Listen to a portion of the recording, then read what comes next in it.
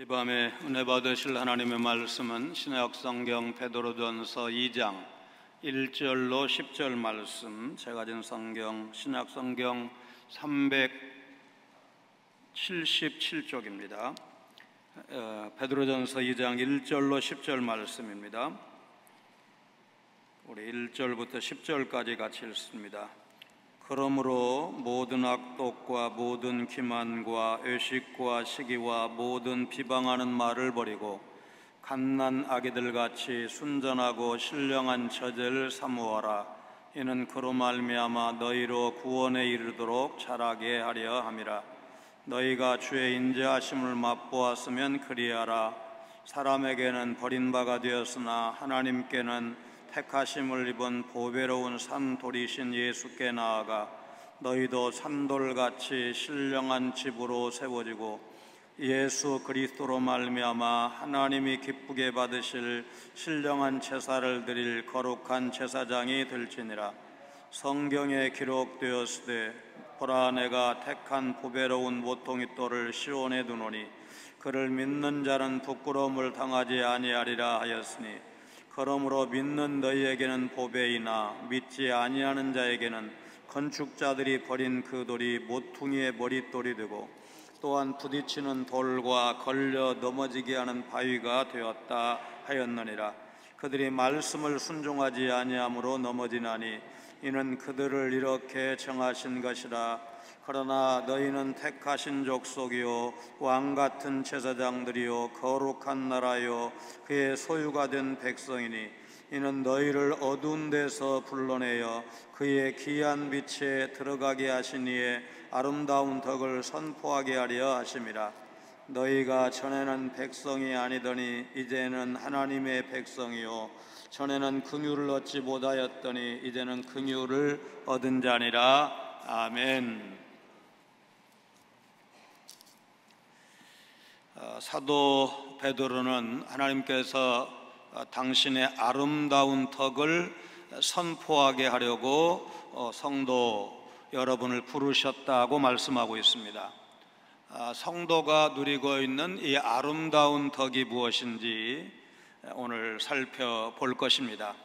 하나님은 성도가 구원받은 데서 그치지 않고 지속적으로 성장하기를 원하고 계십니다.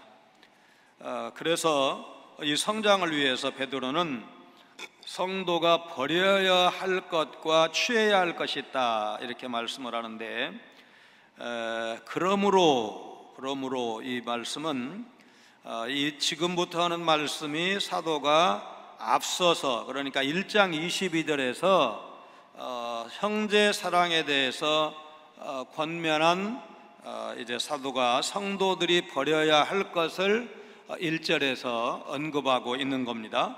그러므로 모든 악독과 모든 기만과 의식과 시기와 모든 비방하는 말을 버리고, 형제를 사랑하기 위해서는 사랑의 관계를 무너뜨리는 것들을 버려야 한다는 말씀입니다. 이 버린다는 말이 입고 있던 옷을 버린다, 아마 이렇게 생각하면 좋을 것 같아요. 깨끗하고 좋은 옷이 생겼는데 헌옷이 아까워서 그 헌옷을 벗지 않으면 새 옷을 입을 수가 없는 거죠. 그 상황을 염두에 두면 좋을 텐데, 몸에서 분리시켜 치워버린다, 그런 뜻을 갖고 있습니다. 좀 절제하는 그 수준이 아니고 완전히 버리는 것을 의미합니다. 악의에서 나오는 말, 행동, 목적 달성을 위한 야비한 속임수, 진실을 내팽개친 습관적 위선, 다른 사람이 잘 되는 것을 견디지 못하는 시기, 온갖 종류의 막말과 비난과 공격을 다 버려야 한다는 말씀입니다. 인터넷 기사를 이렇게 보면 그 밑에 댓글이라는 걸 다는데, 그 댓글을 보면 칭찬하는 댓글도 없는 건 아니지만 이제 비난, 그것도 정말 인격 모독, 읽어보면 그 해당 기사의 주인공은 굉장히 상처를 받고, 우리 그런 경험 알고 있죠. 유명한 탤런트나 이런 사람들이 그런 비방에 이제 결국은 우울증이 오고 그래 자살로 이렇게 비참한 상을 마감한 그런 얘기를 우리가 알고 있습니다. 내 일이 아닌데, 내가 직접 손해보는 일도 아니고 그 사람이 잘됨으로 인해서 손해본 거나 무슨 이런 게 이해관계자가 아닌데도 이제 사사건건 욕하고 그 도가 지나친 것을 볼 수가 있습니다. 그러나 믿는 사람이 그런 사회적 현상을 따라가서는 안 되죠. 우리는 사랑과 겸손, 진실과 온유, 감사와 격려로 반응해야 됩니다. 그런 분위기상 잘했어요 칭찬하는 게 어려우면 가만히 있으면 되지, 거기 비난하고 이런 데 동참할 수는 없습니다. 형제 사랑을 방해하는 요소들을 제거하라는 사도의 권면, 모든 악독, 모든 기만, 의식, 시기 모두 비방하는 말을 버리라. 서로 사랑하기 위해서는 바로 이런 것들을 버려야 한다는 말씀입니다. 성도들이 해야 할 일은 뭐냐? 이런 것들은 버리고, 버릴 것은 버리고 순전하고 신령한 저들 사모하라. 이 순전하고 신령한 저지 하나님의 말씀을 임해한다는 사실은 다른 설교를 통해서도, 다른 성경을 통해서도 우리가 알고 있습니다. 2절입니다. 우리 2절 같이 읽겠습니다.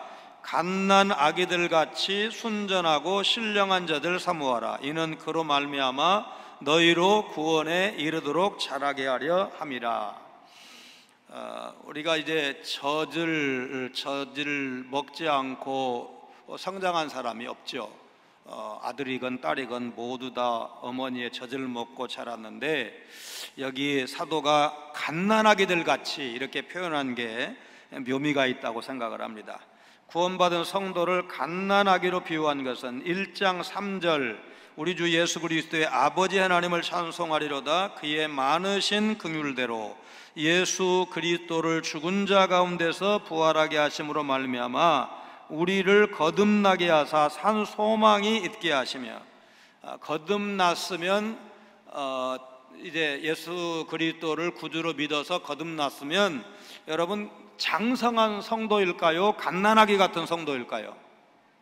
여러분 거듭난 순간에 이미 신앙의 용사, 십자가의 용사가 됩니까? 아니면 세상 풍파에 시달리고 또 여러 가지 갈등을 겪고 또 약하고 그런 모습을 보입니까? 여러분, 우리가 거듭났다고 해서 나 이제 지금부터 예수 믿을 거야, 하나님 살아계신 거 나 믿어, 여러분 이런다고 해서 우리 신앙이 다 성장하고 성숙해지고 어떤 유혹이나 풍파에도 흔들림이 없는 그런 성도가 되느냐? 여러분 그렇지 않다는 것을 우리가 알고 있습니다. 자, 1장 23절입니다. 너희가 거듭난 것은 썩어질 씨로 된 것이 아니요 썩지 아니할 씨로 된 것이니 살아있고 항상 있는 하나님의 말씀으로 되었느니라.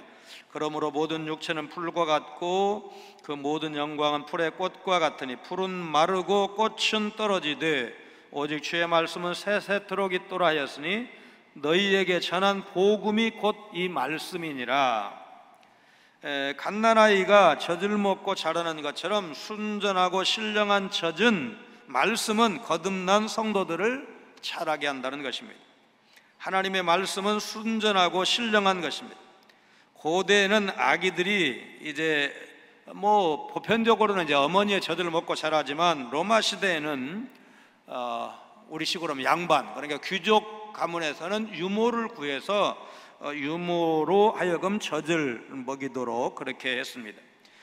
지금처럼 말하자면 우유를 먹이는 것은 그 당시에는 매우 드문 일이었습니다. 고대 로마인들은 수유 단계에 있는 아이들은 대단히 감수성이 예민하기 때문에 아이를 전문성 있는 사람들에게 맡기는 것이 좋다.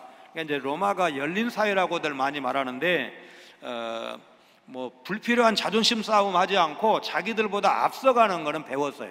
그러니까 그리스가 정신적인 쪽에 앞서갔잖아요. 말하자면 철학이라든지 예술이라든지 이런 방면에는 그리스가 앞섰고, 이제 후대에 생겨난 로마가 건축이라든지 법률이라든지 이런 것에는 좀 로마가 앞섰다고 보잖아요.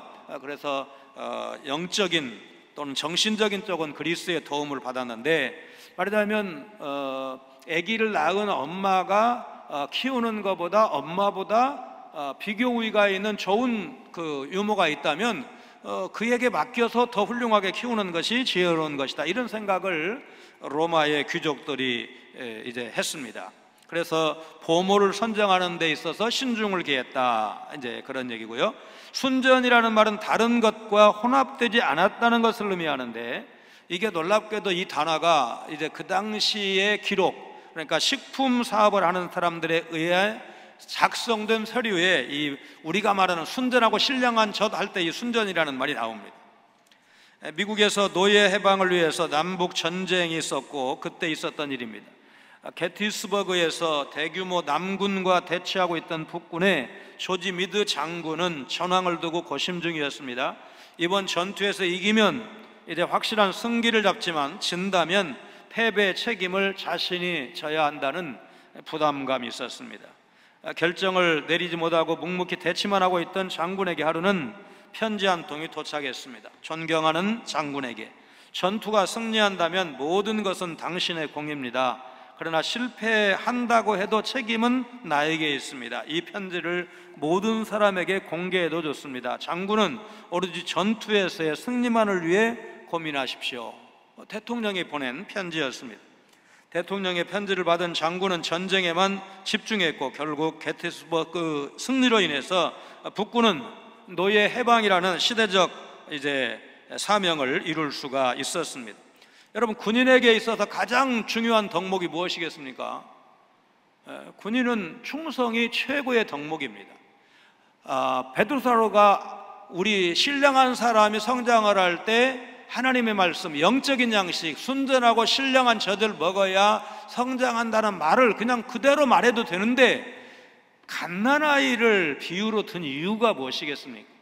여러분, 갓난아기가 우유, 엄마 젖의 성분을 따질 줄을 압니까? 말하자면 엄마가 그 음식을, 좋은 음식을 먹어야 양질의 영양이 있다는 걸 압니까? 아무것도 몰라요. 때 되면 울면 돼. 그러면 엄마는 아이고 우리 애기 젖 먹을 시간이구나, 밥 먹을 시간이구나, 이렇게 본능적으로 느끼면서 아이에게 젖을 먹여서 키웁니다. 어떤 때는 자기보다도, 자기 건강보다도 아기의 생존을 위해서 엄마는 더 많은 투자를 하죠. 그래서 이제 절대적인 의존입니다. 이 갓난아기는 어머니에게 절대적인 의존이고 본능적인 의존이에요. 그러니까 우리는 말씀을 들을 때 좀 판단하는 준거를 좀 가지고 있어요. 세상의 경험이 말씀을 잘 듣는데 좋은 영향을 끼칠 수도 있어요. 그러나 그렇지 않을 수도 있어요. 오히려 경험이 많아서 하나님의 말씀을 내가 순수하게 받아들이는데 좀 방해가 되는 경우도 있어요. 지식적으로 너무 많은 지식을 가지고 있으면 하나님의 말씀을 이성적으로, 합리적으로만 생각하는 그런 준거 때문에 이렇게 말씀을 제대로 받아들이지 못하는 약점을 가지고 있기도 하죠. 물론 지적인 수준이 너무 낮으면 말하자면 조금 어렵게 설교하는 목사의 설교를 알아들을 수 없는 고민이 또 있기도 하죠. 그래서 우리 교회도 보면은 아마도 옛날에 우리 이제 할머니 권사님들, 할머니 집사님들 어려운 때에 태어나서 공부 많이 못하신 분이 분명히 계실 거라고요. 그리고 요즘 젊은이들은 공부를 너무너무 잘해가지고 뭐 대학이 아니고 그 이상 유학도 하고 공부를 많이 한 그런 지식인도 있다고요. 그런데 동일한 목사가 한 번에 설교를 할 때 그 두 쪽을 다 맞춰야 되잖아요. 예수 날 때부터 믿었던 오래된 수십 년 된 성도에서부터 오늘 처음 나오신 분도 알아들을 수 있는 설교를 하는 것이 굉장히 고민이 되죠. 이제 청중 분석 이런 용어를 쓰는데, 내가 지금 설교를 말씀을 증거할 때 우리 성도들이 어떤 성도들인가를 아는 것이 대단히 중요한데, 사실 이 갓난아기는 그게 없어요. 엄마 없으면 죽는 줄로 알아요. 엄마만 있으면 모든 것이 해결되는 줄로 알아요. 그러니까 우리가 하나님의 말씀에 대해서 그 시각이 좀 필요하다, 그 말이에요. 왜냐하면 우리는 이거 아니고도 다른 것, 이런 생각을 하는데, 여러분, 아기는 엄마 없으면 큰일 나요. 엄마 젖을 먹지 않으면 여러분 그게 그래도 어느 정도 몇 주, 뭐 몇 개월이 지나야 다른 대체 수단이 가능하지, 갓난아기는 유일한 먹을 것이 젖이다, 그 말이에요. 그 하나님의 말씀이 바로 갓난아기, 뭐 첫돌 지난 아기라고 말하지 않았어요. 갓난아기라고 표현한 이유를 우리가 충분히 이해를 해야 됩니다. 하나님의 말씀이 그리스도인을 구원에 이르도록 자라게 하는 것입니다. 사도 베드로는 거듭난 그리스도인이 새로운 삶을 살아가는 데 필요한 영적 자양분이 하나님의 말씀이라는 사실을 지금 이 편지를 읽는 독자인 성도들에게 말씀하고 있는 것입니다. 그래서 오늘 다 아는 얘기지만은 다시 한번 우리가 확인을 하는 거예요. 하나님의 말씀을 먹어야 내 신앙이 성장한다. 하나님 말씀 듣는 일에, 읽는 일에, 요즘 큐티하는 일에 열심을 내야 내 신앙이 성장하고 성숙해진다. 여러분 믿으시기를 바랍니다. 성도는 1장 5절에 의하면 예수님을 믿음으로 구원받은 후에도 구원을 계속 이루어가는 것으로, 진행되어가는 것으로 표현하고 있습니다. 갓난아이가 젖 한 번 먹는다고 해서 금방 어른 되는 거 아니지만 경험해 보셨잖아요. 이거 언제 커서 걸어다니나, 언제 커서 초등학교 들어가나, 언제 커서 중학생 되나. 그런데 뭐요, 지금 떠난 지가 한참 됐어요. 그래서 잘 전화도 안 해, 찾아오지도 안 해. 그래도 물론 마음은 있지만 언제 커서 그러나 분명한 것은 가슴에 품에 안고 아이를 키울 때 이게 언제 커서 걷나, 언제 커서 사람 노릇하나, 이런 생각을 했던 시절이 분명히 있다, 그 말이죠. 우리가 하나님 앞에서 하나님의 말씀, 영의 양식을 통해서 거듭난 갓난아기 같은 그 신앙인이 말씀을 통해서 점점 자라간다는 사실을 우리가 인정을 해야 건강한 신앙인으로 성장해 갈 수가 있습니다. 3절 말씀은 시편 34편, 아마 기억하실 만한 유명한 말씀이죠. 너희는 여호와의 선하심을 맛보아 알지어다. 그에게 피하는 자는 복이 있도다. 이 말씀을 떠올리는데 3절입니다. 너희가 주의 인자하심을 맛보았으면 그리하라. 성도를 주의 인자하심을 맛본 사람들로 표현하고 있습니다. 구원의 은혜를 체험하고 주 안에 살면서 주의 인자하심을 맛볼 수 있습니다. 주의 인자하심을 맛보고 경험하면 신앙이 성장하도록 되어 있는데, 여러분 우리가 음식을 설명할 때 이론적으로 잘 설명하는 것은 대략 학교에서 가르치는 분들이요. 뭐 조리학과, 식품 영양학과 그런 분들이요.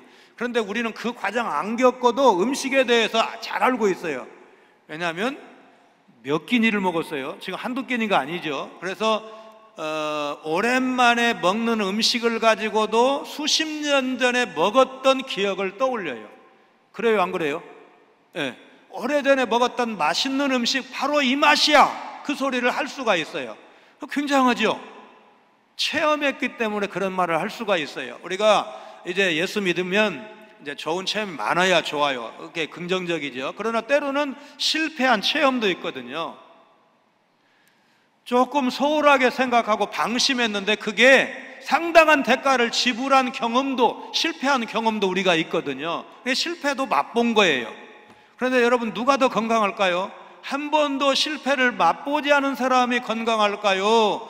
그래도 실패하고 다시 일어서고, 말하자면 좌절하고 낙심하고 했지만 말씀을 통해서 또는 좋은 믿음의 동역자를 통해서 위로받고 다시 일어나고, 이런 경험이 많은 사람이 건강할까요?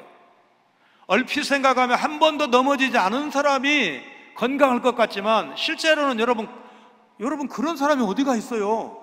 인생의 좌절, 인생의 쓴잔, 패배를 맛보지 않은 사람이 어디가 있느냐고요. 비교적 젊었을 때 아주 승승장구 잘 나갔던 사람들, 중년 이후에 풍파를 겪는 사람들을 또 우리가 알고 있잖아요. 하나님이 그런 의미에서는 좀 공평하시다, 이런 생각을 하는데, 여러분 맛보는 것은 굉장히 중요한 거예요. 왜?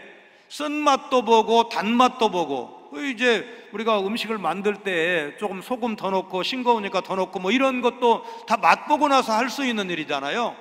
여러분, 우리 신령한 영적인 측면에서 내가 지금 잘 자라고 있는가? 내가 너무 단 말씀만 좋아하지 않는가? 지금 우유 먹는 수준에서 그대로 머물러 있지는 않는가? 히브리서에는 이제 나중에 고기 먹는 신앙을 가르치잖아요. 여러분, 우유만 먹으면 안 되잖아요. 장성한 어른이 되어서도 우유만 먹고는 안 되잖아요. 그래도 밥을 먹어야 되고 고기를 먹어야 되고, 때로는 좀 뭐 이렇게 우리가 좀 좋아하지 않는데 몸에는 좀 좋다고 하면 그것도 먹어야 되잖아요. 어른은 그걸 알잖아요. 하나님의 말씀을 통해서 우리가 신앙의 균형을 맞춰야 할 줄로 믿습니다. 중요한 것은 맛을 보는 것입니다. 우리 삶에 자리 잡은 죄가 무엇인지를 우리가 살펴야 됩니다. 사도 베드로는 악독, 기만, 외식, 시기, 비방의 말을 대표적인 것들로 꼽았습니다. 마음에 가득 찬 죄를 비워내고 거기에 신령한 양식이 차야 우리가 신령한 사람이 되는 것입니다. 죄를 걷어낸, 지워낸 그 자리에 하나님의 말씀을 얼마나 가득 채우느냐에 따라서 우리의 삶의 수준이 달라지는 것입니다. 베드로는 바로 갓난아기가 젖을 사모하는 것처럼 이 서신의 수신자들인 1세기 당시의 성도들에게 핍박 가운데 있죠. 어떤 의미에서는 두려움 가운데 있을 수도 있죠. 그런 사람들을 향해서 이 젖을 계속해서 먹을 것, 하나님의 말씀을 계속해서 먹을 것을 강조하고 있습니다. 예수님께 나아가는 성도를 하나님이 기뻐하십니다. 베드로는 성도가 산돌이신 예수님께 나아가야 한다고 말씀하고 있습니다. 이 산돌이라는 말은 다니엘서 2장 34절에 또 왕이 보신즉 손대지 아니한 돌이 나와서 산상의 새와 진흙에 발을 쳐서 부서뜨리매, 여기에서 손대지 아니한 돌은 앞으로 오실 메시아를 의미합니다. 에베소 2장 20절로 22절에서 여기에 나오는 말씀은 이제 결국 교회의 기초를 상징한다고 봐야 되는데, 우리 에베소 2장 20절부터 22절 말씀 같이 읽습니다. 너희는 사도들과 선지자들의 터 위에 세우심을 입은 자라. 그리스도 예수께서 친히 모퉁이돌이 되셨느니라. 그의 안에서 건물마다 서로 연결하여 주 안에서 성전이 되어가고 너희도 성령 안에서 하나님이 거하실 처소가 되기 위하여 그리스도 예수 안에서 함께 지어져 가느니라. 여러분, 이 말씀을 우리가 이미도 다 알고 있는 말씀인데, 하나님의 교회, 오늘 우리 교회 공동체를 완성된 것으로 표현하고 있지 않다는 것, 계속해서 지어져 가는 교회는 현재 진행형이다. 아마 이렇게 말할 수 있을 겁니다. 마지막 택자가 구원받아 이 공동체에 들어와서 예수님은 내 주님이십니다. 나는 하나님 앞에 죄인입니다. 내 죄를 예수님께서 십자가 죽으심을 통해서 다 갚아 주셨습니다. 나는 죄인이지만, 나는 공로가 없지만 하나님의 아들 예수님을 통해서 나는 구원받았습니다. 그분이 나를 대신해서 대속의 죽음을 죽으신 것을 믿습니다. 이렇게 길게는 말하지 않아도 우리가 그냥 문답을 통해서지만 우리는 그 신앙 고백을 하고 세례를 받습니다. 세례를 받는 것이 우리가 하나님 나라의 일원이 되었다는 공개적인 선포입니다. 그럼 마지막 택자가 교회 안에 들어오면 의심의 여지 없이 그때 예수님은 재림하십니다.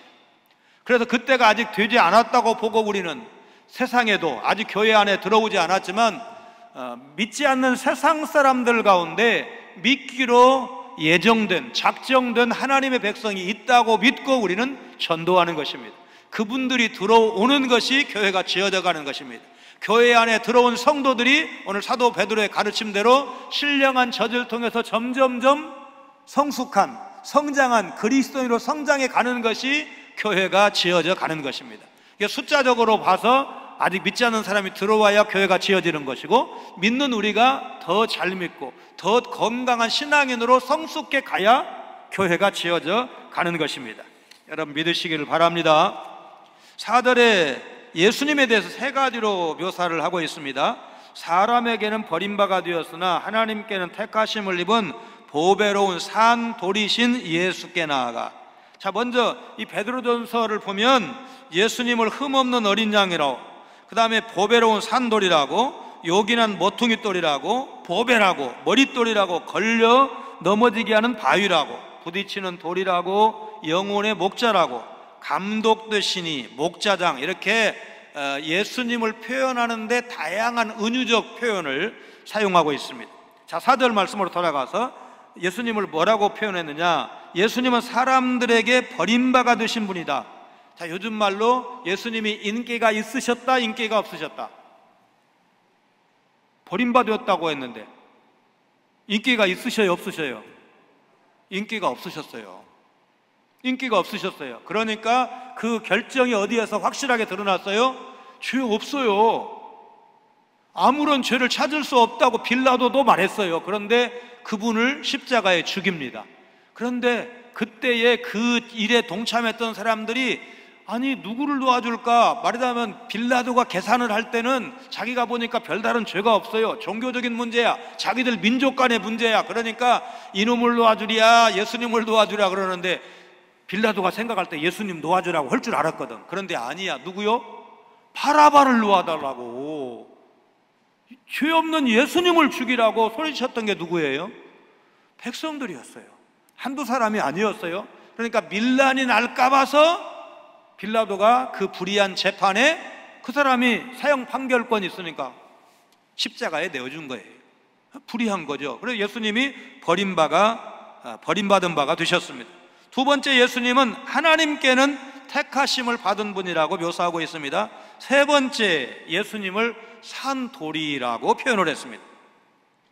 사람들은 분명히 예수님을 모욕하고 침뱉고 채찍질하고 십자가에 못 박아 버림으로 버렸습니다. 그런데 하나님은 예수님을 버리지 않으셨습니다.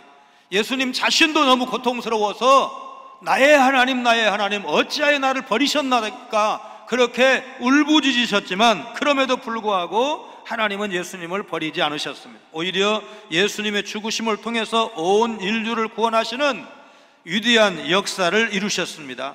사람과 하나님이 대조를 이룹니다. 예수님을 돌에 비유한 것은 시편 118편 22절에 건축자가 버린 돌이 집 모퉁이의 머릿돌이 되었나니 이는 여호와께서 행하신 것이요 우리 눈에 기이한 바로다. 건축자들, 석수쟁이들, 집 짓는 전문가들은 이거 필요 없는 돌이야, 안 맞아 라고 버렸는데 하나님은 그 버림받은 바 된 돌을 모퉁이돌로 삼으셔서, 모퉁이돌이 뭔지 아시죠? 요즘은 그걸 볼 수가 없지만 옛날에는 다 기와집 지을 때 그 기둥마다 다 이렇게 쉽게 가라앉지 않도록 돌을 반듯하게 이렇게 깎은 돌을 했잖아요. 그게 모퉁이돌이잖아요. 그러니까 그 모퉁이돌이 없으면 옛날 집 지을 때 집을 지을 수 있어요, 없어요? 없어요. 너무너무 소중한 존재가 모퉁이돌인데 하나님은, 세상의 건축자는 예수님을 버린 돌 취급을 받았지만 하나님은 그를 집 모퉁이돌로 삼으셨다는 말씀입니다. 예수님 때문에 성도는 예수님이 산돌이신 것처럼 예수님을 믿는 성도도 산돌이 되었다고 사도는 말씀하고 있습니다. 우리 5절 말씀을 같이 읽습니다. 너희도 산돌같이 신령한 집으로 세워지고 예수 그리스도로 말미암아 하나님이 기쁘게 받으실 신령한 제사를 드릴 거룩한 제사장이 될지니라. 성도는 예수님 아니면 영원한 삶을 말할 수가 없어요. 모든 사람이 죄인이잖아요. 죄의 대가는 사망이잖아요. 그러니까 우리는 다 사망이고 영원한 지옥이 마땅한데 예수 그리스도를 이 땅에 보내심으로, 그를 십자가에 죽게 하시고 그를 믿는 자에게 구원을 주심으로 우리도 산돌이 된 것입니다. 성도들은 산돌이기 때문에 신령한 집으로 세워질 수 있습니다. 여기에서 집은 성전을 뜻하는데 하나님이 지으신 교회를 말합니다. 교회는 성령께서 거하신 신령한 집으로 성경이 말씀하고 있습니다. 성도는 산돌로 세워지는 신령한 집일 뿐만 아니라 거룩한 제사장입니다. 그리스도인은 성전이면서 제사장입니다. 그러므로 하나님이 기쁘게 받으실 신령한 제사를 드릴 수가 있습니다. 왜냐하면 제사장이니까. 신령한 제사는 어떻게 하면 드릴 수 있느냐? 성령에 의존해서 드리는 겁니다. 성령의 인도하심을 받는 것입니다. 하나님은 영이시니 예배하는 자가 무엇과 무엇으로?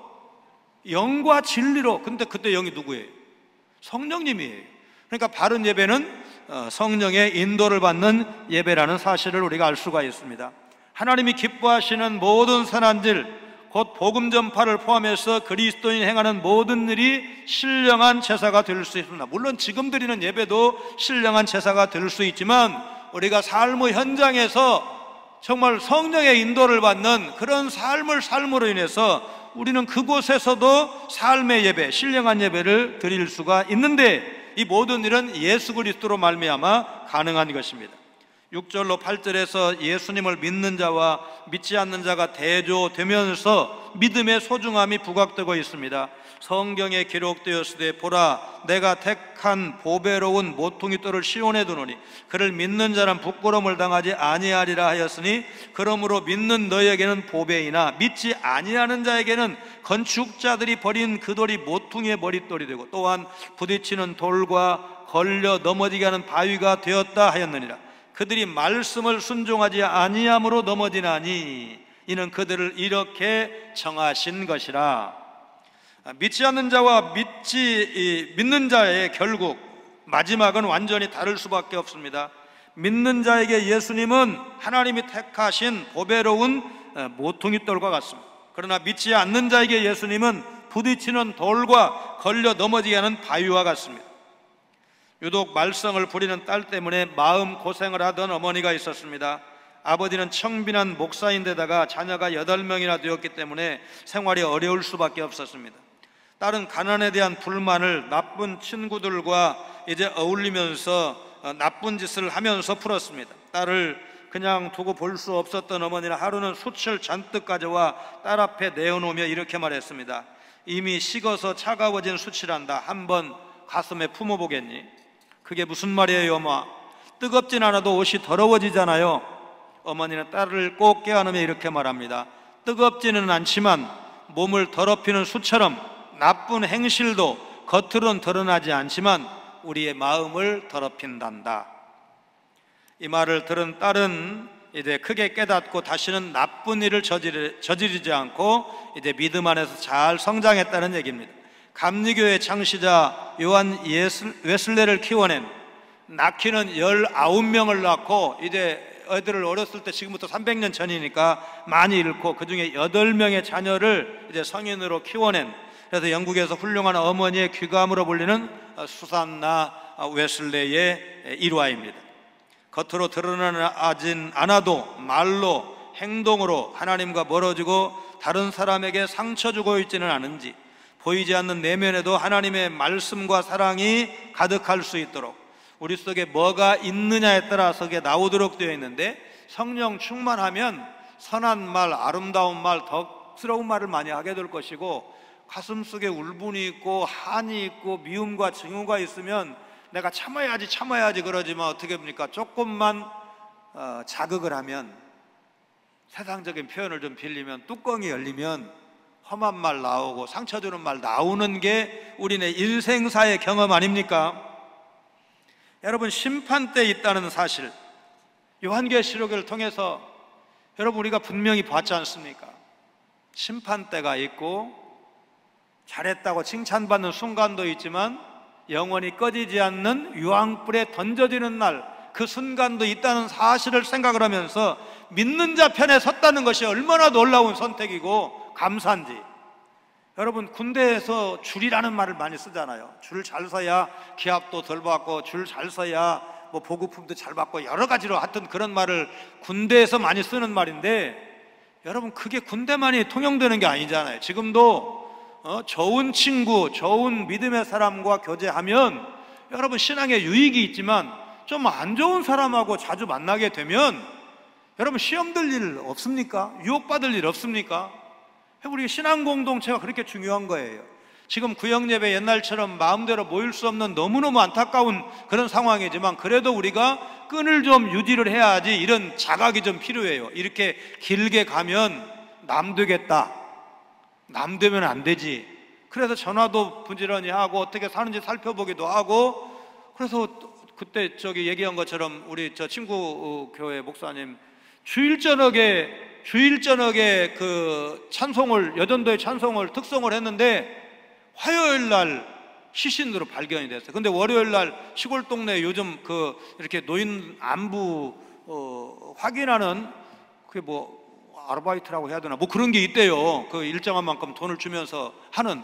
근데 이제 그 집사님이 한 성격 하니까 귀 안 먹었다고, 아무게 이제 할머니 이름을 부르겠죠. 할머니 이름이나 애들 이름 부르겠죠. 있냐고 그래갖고 이제 들었는데 또 부르니까 이제 몇 번 이렇게 귀 안 먹었다고 이렇게 했나 봐. 그러니까 그날도 한번 가서 불렀는데 대답이 없는데 그냥 와버렸어. 나중에 그래도 대답 없으면 한번 확인을 했었으면 그래도 뭐 그때 사경을 헤매고 있을지 그거는 아무도 모르지만 어쨌든 그런 얘기를 들었을 때 굉장히 목사님도 사모님도 충격을 받았어요. 불과 주일날 특송을 저녁 예배 때 특송을 하셨는데 화요일날 시신이 발견이 되고 이제 또 불을 좀 떼는 때라 시신이 좀 부패가 되고 이런 상황에서 또 자녀들은 코로나 시대니까 말하자면 장례를 이렇게 제대로 치를 수가 없으니까 그냥 또 뭐 교회 목사님한테 장례 집례도 부탁하지 않고 그냥 어머니 시신을 자기들이 있는 수도권으로 모셔가고 그래서 참 허탈했다, 너무너무 이제 마음이 아팠다는 말씀을 들었는데, 이 어려운 때를 살면서 우리가 그리스도 안에서 어떻게 하면 서로가 건강한 신앙인으로 살 수 있는가에 대해서 좀 보살핌이 있어야 되겠다, 다른 사람들에 대한 배려가 있어야 되겠다는 생각을 하지 않을 수가 없습니다. 자, 그 다음에 이제 9절로 10절 말씀을 통해서 우리는 성도로서의 자신의 참 정체성을 꼭 기억을 해야 되는데, 베드로 사도는 성도가 어떤 존재인지를 구체적으로 말씀을 하십니다. 택하신 족속이요 왕같은 제사장이요 거룩한 나라이고 하나님의 소유된 백성이라고 말씀하고 있습니다. 자, 9절 말씀입니다. 우리 9절 같이 읽습니다. 그러나 너희는 택하신 족속이요 왕같은 제사장들이요 거룩한 나라요 그의 소유가 된 백성이니 이는 너희를 어두운 데서 불러내어 그의 기이한 빛에 들어가게 하시니에 아름다운 덕을 선포하게 하려 하심이라. 여러분, 성도를 택하신 족속이라고 말씀하고 있습니다.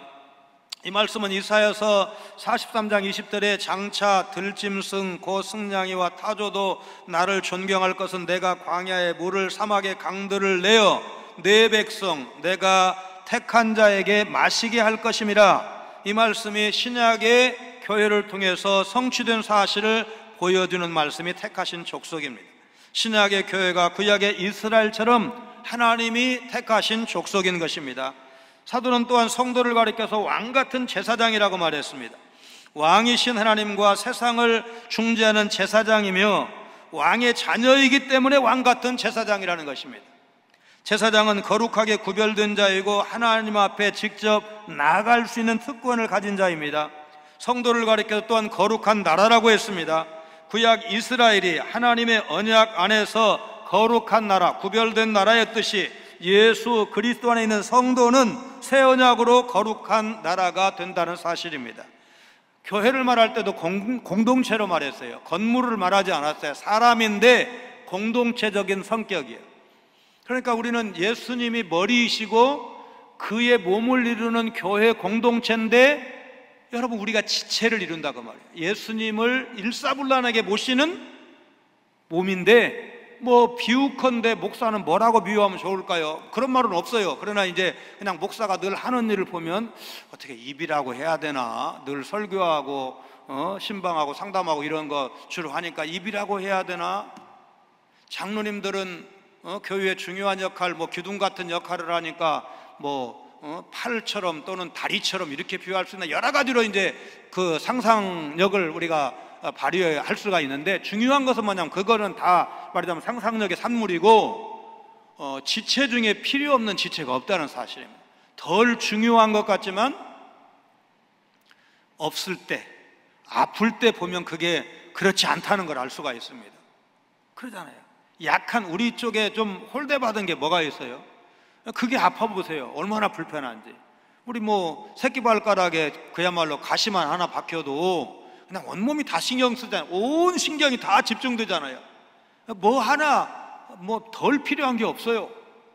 그저 이제 의학이 발달해서 또 수술을 할 줄 알아가지고 그래도 뭐 신장은 하나 떼어내도 뭐 사는데 지장이 없다.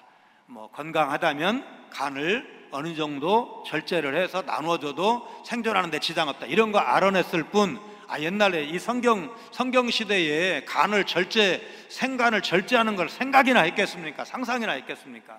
그러니까 일반적으로 그 10손가락이 있고 10발가락이 있고 사지가 있고 우리 뭐 오장육부가 있고 여러 가지 그 기능들이 있는데 어느 것 하나 필요 없는 지체가 있는가?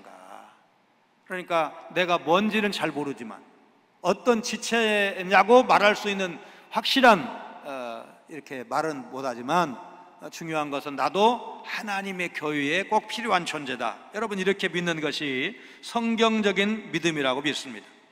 자, 그 다음에 성도를 가리켜서 거룩한 나라 이렇게 표현을 했는데, 이 거룩한 나라를 그냥 대한민국 이런 나라보다는 교회로 생각하면 더 좋을 줄로 압니다. 성도는 출애굽기 19장 5절 6절에 있는 것처럼 세계가 다 내게 속하였나니 너희가 내 말을 잘 듣고 내 언약을 지키면 너희는 모든 민족 중에서 내 소유가 되겠고 너희가 내게 대하여 제사장 나라가 되며 거룩한 백성이 되리라 하신 말씀 그대로 그의 하나님의 거룩한 소유가 된 백성입니다.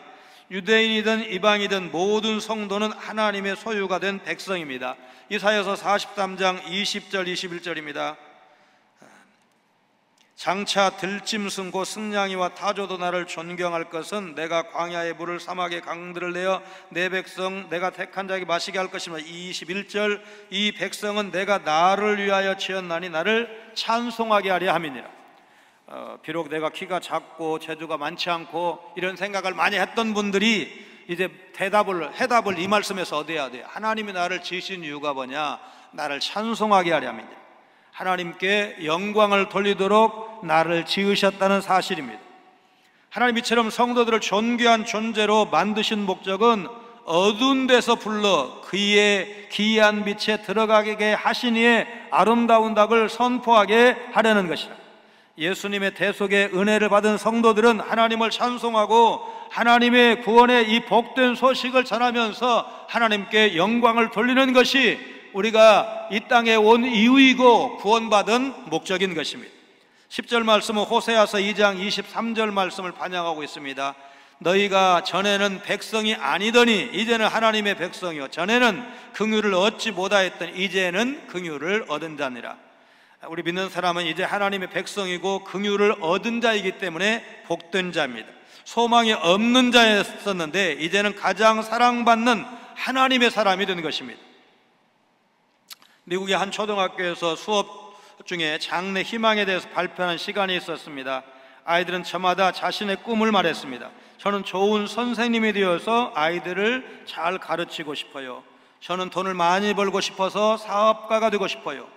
저는 사회의 불편한 일들을 해결할 수 있는 정치인이 되고 싶어요. 그런데 한 아이가 이상한 대답을 했습니다. 저는 먼저 사람이 되겠습니다. 선생님이 그 말이 무슨 뜻인지 묻자 아이가 이렇게 말했습니다. 돈을 많이 벌고 유명한 사람들도 나쁜 사람이 많다는 걸 알게 됐거든요. 저는 무슨 일을 하든지 사람의 도리를 저버리지 않는 사람이 되고 싶습니다. 이 사람 전에 이제 다른 말씀으로 이분을 소개를 해드렸는데 고생 엄청 했습니다. 남의 집살이를 했습니다. 그래도 나중에 이 사람이 미국의 대통령이 됩니다. 제임스 A. 가필드라는 사람인데 미국의 20대 대통령입니다. 어떤 위협에도 굴하지 않고 부정부패를 척결하고 미국인들의 존경을 받는 대통령 중에 한 사람입니다. 사람으로서 지킬 것을 지키는 것이 어떤 삶을 사느냐보다 어떤 직책을 쟁취하느냐보다 훨씬 더 중요하듯이 우리 성도의 삶 역시 그렇습니다. 하나님이 원하시고 기뻐하시는 일을 철저히 지키면서 살아가는 것이 진짜 믿는 사람입니다. 하나님은 우리를 어두운 과거의 죄로부터 불러내서 예수님이 십자가 죽음을 덧입게 하셔가지고 거룩하고 소중한 존재, 왕같은 제사장으로 우리를 바꾸어 주셨습니다. 그리고 하나님이 하신 이 일을 아름다운 덕이라고 아름다운 은혜라고 이렇게 표현을 했는데 그것을 세상에 전하는 사명을 우리에게 주셨습니다. 내가 예수 몰랐던 때 있었습니다. 믿지 않던 시절이 있었습니다. 그때 나 이런 사람이었고 이렇게 살았습니다. 그럼 뭐 어렸을 때부터 믿은 사람은 나 은혜 받지 못했던 시절도 있었는데 그때는 사는 게 좀 힘들었습니다. 그러나 은혜를 체험하고 나니까 사는 게 달라졌습니다. 몸은 믿지 않던 때나 믿고 난 지금이나 똑같이 아프지만 경제적인 어려움은 내가 은혜 받지 못할 때나 지금이나 별로 차이가 없지만 그러나 나는 지금 다릅니다. 나는 지금 그 옛날 믿지 않던 때와 다릅니다. 은혜 받지 못했던 그때와 지금 나는 다릅니다. 여러분 그렇게 말씀하실 수 있는 여러분 되시기를 바랍니다. 왜냐하면 내가 얼마나 소중한 존재인지. 왕같은 제사장이라고 그랬는데 왕만 되어도 좋잖아요. 제사장만 되어도 이스라엘에서는 여러분 기름 붓는 새 직분 중에 하나잖아요. 근데 그걸 두 개를 합해가지고 왕 같은 제사장입니다. 그럼 포커스는 어디에 있냐면 제사장 쪽에 있어요. 실제로는 제사장을 말하는 건데 그 수식어는 말이 왕 같은이에요. 보통 제사장이 아니라는 거예요. 하나님의 아들인데 하나님의 자녀인데 여러분 제사장 노릇을 한다 그 말이에요. 얼마나 놀라운 특권이냐 그 말이에요. 그러니까 천국을 모르는 사람에게 천국을 우리가 설명할 수 있다는 것, 구원을 모르는 사람에게 구원을 설명할 수 있다는 것, 그냥 세상적인 기준으로만 해가지고 그냥 뭐 나 별거 아니야, 쉬운 말로 나 면서기도 한번 못 온 사람이야, 이런 생각을 가지고 있던 사람에게 당신은 하나님이 만세전에 지명하여 부르신 하나님의 자녀입니다. 때가 참에 복음을 듣게 하시고 때가 참에 예수를 그리스도로 믿게 하시고 그 이전에 우리는 이미 그렇게 예정되어 있지만 늦게 알았을 뿐, 늦게 깨달았을 뿐 당신은 원래 소중한 사람입니다. 아멘을 안 하십니까? 여러분이 원래 소중한 분이에요. 여러분 타락 이전에 아담과 하와가 얼마나 소중한 존재입니까? 범죄로 말미암아 에덴 동산에 쫓겨나잖아요. 여러분 비참하게 되었잖아요. 죽음이 왔잖아요. 죽음이 왔기 때문에 여러분 병드는 것이 있는 거잖아요. 나이 들어가는 것이 뭐가 의미가 있어요? 여러분 나이가 말하자면 죽지 않는다면 나이 들어가는 게 뭐가 문제냐고요. 병들지 않는다면 나이 들어가는 게 뭐가 문제냐고요. 그런데 말하자면 아담과 하와의 범죄로 말미암아 사망이 왔고 그 사망 때문에 인생사의 모든 문제가 왔잖아요. 그런데 그 문제를 예수 그리스도의 십자가 복음으로 해결해 주셨잖아요. 우리는 그걸 믿고 있잖아요. 인생의 마지막을 알고 있잖아요. 그래서 내가 믿는 예수님, 내가 믿는 천국, 내가 믿는 하나님의 백성, 하나님의 자녀 얼마나 영광스러운지, 얼마나 감사한지, 그래서 나는 믿음으로 살고 그래서 나는 소망 가운데 삽니다, 이렇게 말씀할 수 있는 여러분 모두가 되시기를 주님의 이름으로 축원합니다. 거룩하신 하나님, 신령한 영의 양식 먹는 일 소홀히 하지 않는 믿음의 성도들 되게 하여 주옵소서. 산돌이신 예수님께 나아가 신령한 집으로 세워지는 성도라는 사실을 기억하며 말씀의 양식을 매일매일 먹음으로 영적으로 성장해가는 우리 성광의 성도들 되게 하여 주옵소서. 남은 날 하나님의 아름다운 덕을 선포하는 전도자의 삶, 사명자의 삶을 살아가도록 인도하여 주옵소서. 예수님 거룩하신 이름으로 기도하옵나이다. 아멘.